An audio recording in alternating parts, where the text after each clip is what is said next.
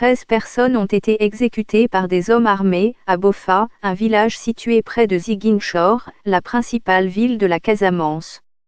Des sources hospitalières et militaires avancent plusieurs chiffres variant entre 5 et 9, concernant le nombre de blessés dans cette attaque. Le président sénégalais a réuni samedi soir le Conseil national de sécurité et a également ordonné que les auteurs de cet acte criminel soient recherchés et traduits en justice, annonce un communiqué de Seydou Gueye, le porte-parole du gouvernement. Macky Sall a dénoncé une attaque armée d'une rare barbarie. L'armée sénégalaise a déployé depuis samedi une compagnie de quelques 150 parachutistes pour traquer les auteurs de l'attaque, a déclaré à l'agence France-Presse le colonel Abdoulaye Ndiaye, chef de la direction de l'information et des relations publiques des armées, DIRPA.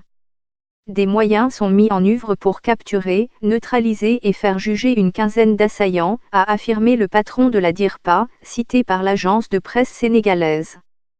L'instabilité règne depuis plus de 3 décennies en Casamance, dont l'indépendance est réclamée par une rébellion constituée au début des années 80.